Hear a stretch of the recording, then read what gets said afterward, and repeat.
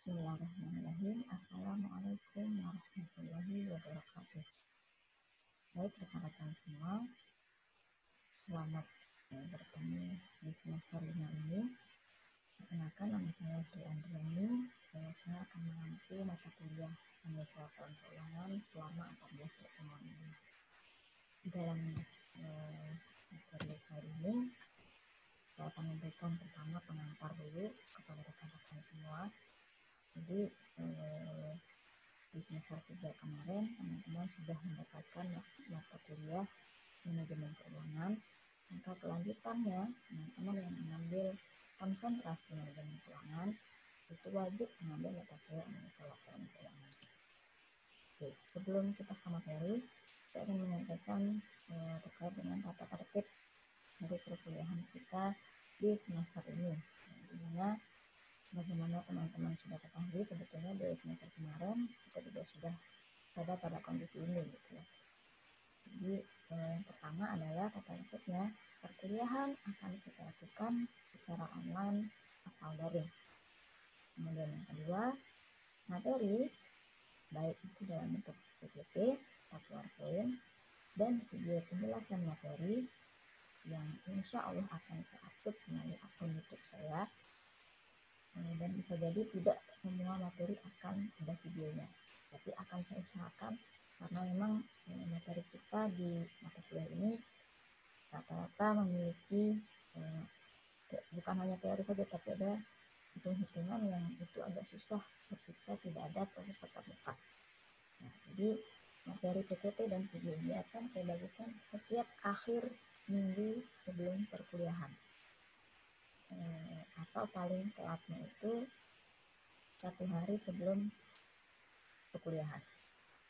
Kemudian yang kedua, proses diskusi itu akan kita lakukan melalui grup WhatsApp.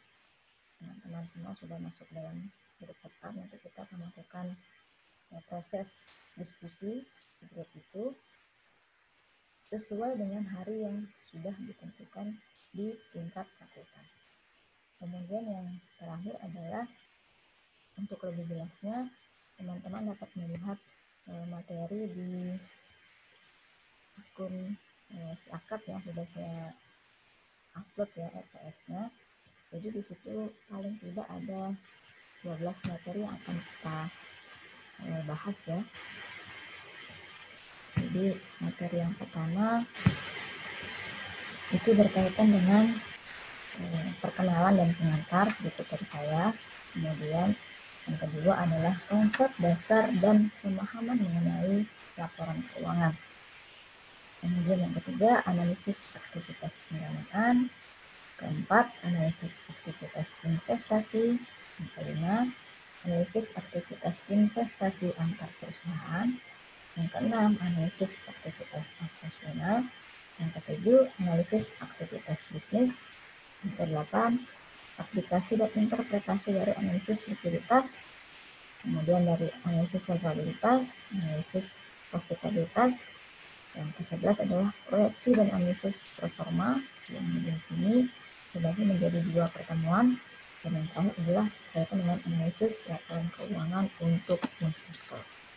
Jadi teman-teman semua, saya menggunakan buku Subramaniam ya, dengan judul Analisa Laporan Keuangan, itu edisi 11 yang terbitkan pada tahun 2017, terbitnya adalah 94. Kemudian bisa juga menggunakan sistem akuntansi terbaru ya pada tahun 2020. Ini juga ada buku pendukung, tapi saya tidak banyak menggunakan, saya lebih banyak menggunakan sumber utama yaitu bukunya Subramaniam. Itu berkaitan dengan RPS. Kemudian yang berikutnya adalah saya masih melanjutkan yang tadi ya. Jadi berkaitan dengan tata tertib saya rasa sudah cukup.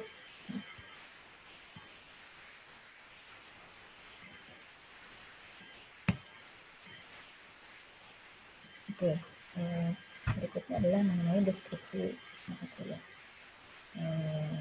MK kita pada hari ini, yaitu berkaitan dengan konsep dasar dan peralatan analisis yang akan digunakan dalam membaca dan menginterpretasikan. Jadi kita akan melihat laporan keuangan, kemudian kita interpretasikan dalam bentuk kata-kata dari laporan keuangan tersebut. Nah, laporan keuangan ini itu digunakan sebagai proses atau alat untuk pengambilan keputusan di masa yang akan datang oleh seorang manajer keuangan. Lebih jauhnya lagi, ya, jadi kita banyak bahas tentang laporan keuangan. Di dalam materi kita ini kita akan fokus pada 3 laporan keuangan. Pertama adalah laporan neraca, kemudian laporan laba rugi, dan yang ketiga adalah laporan arus kas. Ada beberapa metode-metode yang bisa kita gunakan, ada common size, ada analisis rasio, ada analisis vertikal, dan ada analisis kupon. Kemudian ada banyak hal-hal ya yang di sini juga akan kita bahas berkaitan dengan sekuritas ya, akuntabilitas, ekutabilitas yang sebetulnya ini sudah kita bahas di mata kuliah manajemen keuangan. Jadi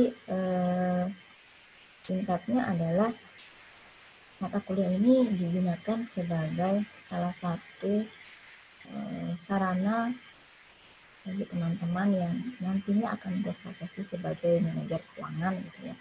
Kemudian akan bergelut dengan laporan keuangan, hingga laporan keuangan ini bukan hanya dalam bentuk laporan, tetapi laporan ini digunakan sebagai alat untuk menganalisa, mendeskripsikan kondisi perusahaan.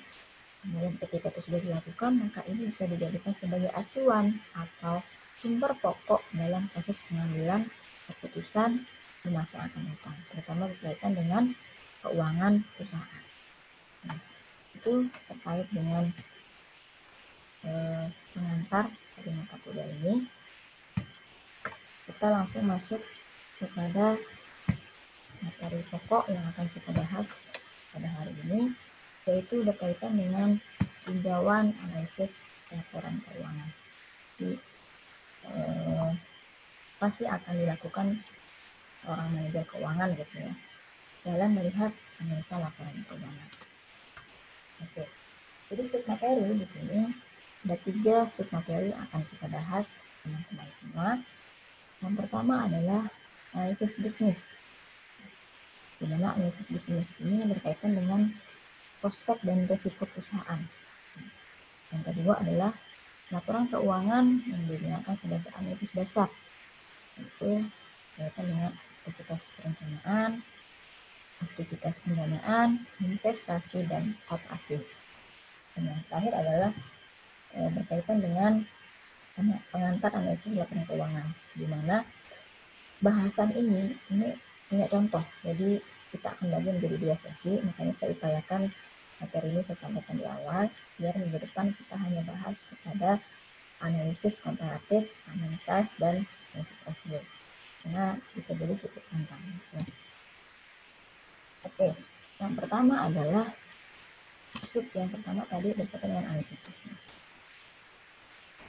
Kenapa sih kita perlu membahas analisis bisnis? Jadi sederhananya begini. Analisa laporan keuangan ini adalah bagian dari analisis bisnis. Jadi kalau bisa dibilang analisis bisnis ini adalah strip besarnya, kemudian analisa laporan keuangan adalah bagiannya. Ada banyak bagian yang lain dari analisis bisnis ini. Ada bagian SDM, ada bagian operasi, ada bagian produksi, dan bagian pemasaran. Dan semua bagian-bagian ini harus dianalisis dan digunakan sebagai proses pengambilan keputusan di masa yang akan datang. Lalu apa sih analisa laporan keuangan? Kenapa kita perlu melakukan analisa laporan keuangan? Jadi analisa laporan keuangan adalah aplikasi dari alat dan teknik analitik. Jadi dia merupakan aplikasi dari alat dan teknik analitik yang digunakan, ya. Tentunya di sini digunakan adalah laporan keuangan berupa data-data di laporan keuangan sehingga akan menghasilkan estimasi atau perkiraan. Jadi perkiraan itu tidak mengandalkan data, perkiraan itu menggunakan data-data dari laporan keuangan. Setelah ada estimasi, maka diambillah kesimpulan yang bermanfaat dalam analisis bisnis. Nah, tujuannya apa? Tujuannya adalah untuk mengurangi adanya menduga-duga atau estimasi yang tidak mendasar terhadap kondisi perusahaan. Jadi semuanya berdasarkan dengan data. Ketika data sudah jelas, maka proses pengambilan keputusan juga menjadi lebih mudah. Nah, di sini ada dua ya cakupan dari analisis bisnis. Yang pertama adalah analisis keputusan internal, dan yang kedua adalah analisis keputusan eksternal. Dimana kalau internal ini lebih berkaitan dengan sesuatu yang dimiliki oleh perusahaan tersebut. Dalam hal ini mengalir kepada saham. Saham adalah surat kepemilikan modal yang dimiliki oleh seorang investor. Nah, kalau internal ini maka dia berkaitan dengan keputusan sebuah perusahaan untuk apakah dia akan menjual, apakah dia akan membeli, ataukah dia akan menahan saham tersebut. Kemudian yang kedua, keputusan eksternal tadi berkaitan dengan pinjaman, jadi melibatkan pihak ketiga, gitu ya. Dimana nanti pinjaman ini akan sangat berkaitan dengan bisnis dan prospek ya, kemudian sejauh mana pembayaran bunga dan pokok pinjaman, sampai akhirnya menuntut kepada kemampuan si perusahaan tersebut dalam memenuhi kewajibannya. Dan di sini ada beberapa jenis-jenis analisis bisnis ya. Yang pertama ada analisis kredit, yang kedua adalah analisis ekuitas, kemudian yang ketiga analisis lingkungan bisnis dan strategi, yang keempat adalah analisis akuntansi, yang kelima analisis keuangan, yang keenam adalah analisis prospek, yang ketujuh adalah valuasi, yang kedelapan adalah analisis laporan keuangan dan analisis bisnis. Kita lewatkan saja bagian yang ini ya, karena teman-teman bisa membaca sendiri. Berikutnya berkaitan dengan subtema yang kedua ya, subtema yang kedua adalah tentang laporan keuangan sebagai analisis dasar. Jadi saya sudah sampaikan di awal tadi bahwa paling tidak ada 3 laporan yang akan kita gunakan di dalam mata kuliah kita.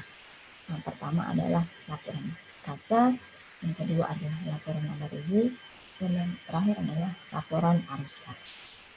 Nah, di sini ada 3 analisis dasar yang akan kita gunakan terhadap data-data laporan keuangan yang kita miliki. Yang pertama adalah analisis perencanaan. Jadi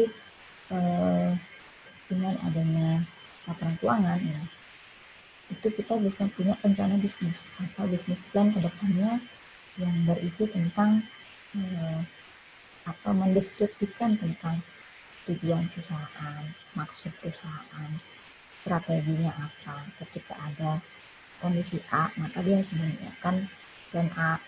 Ketika plan A gagal, maka dia harus punya plan B, dan sebagainya. Jadi ini dideskripsikan dari analisis perencanaan. Baik itu untuk perusahaan yang sudah berdiri maupun perusahaan yang baru akan didirikan. Ini pasti sangat dibutuhkan. Kemudian yang kedua adalah aktivitas pendanaan. Aktivitas pendanaan ini berkaitan dengan sumber uang. Jadi dari mana perusahaan ini akan mendapatkan keuangan atau dana. Gitu. Apakah dia akan menggunakan 100% sumber internal yang berasal dari pemilik? Apakah dia akan menggunakan 100% sumber eksternal yang berasal dari pinjaman? Ya. Ataukah dia akan memadupadankan kedua sumber ini, menggunakan dana pribadi iya, menggunakan dana pihak ketiga juga iya. Jadi ada 50-50 gitu ya. Dan yang terakhir adalah analisis investasi, di mana analisis investasi ini berkaitan dengan terutama ketika terjadi kondisi kelebihan kas. Jadi ketika di dalam laporan keuangan itu ada kas ya di neraca. Nah di situ ketika ada kelebihan, kapan itu terjadi kelebihan? Ketika uang yang di kas itu terlalu berlebihan, sehingga uang itu bisa kita gunakan, kelebihan itu bisa kita gunakan apakah untuk investasi dalam bentuk tanah, ya, apakah dia mau membuat bangunan, atau kita nggak usah bikin bangunan, kita cukup menyewa saja dulu, ataukah mau beli peralatan, ya, mesin, kendaraan operasional, dan lain-lain. Jadi ketiga hal ini akan dilakukan baik itu perusahaan yang baru berdiri maupun perusahaan yang sudah lama didirikan, di mana laporan keuangan ini akan menjadi dasar dalam proses pengambilan keputusan dari ketiga hal tersebut. Yang terakhir adalah berkaitan dengan analisa laporan keuangan dasar yang bisa kita gunakan di dalam menganalisa laporan keuangan perusahaan.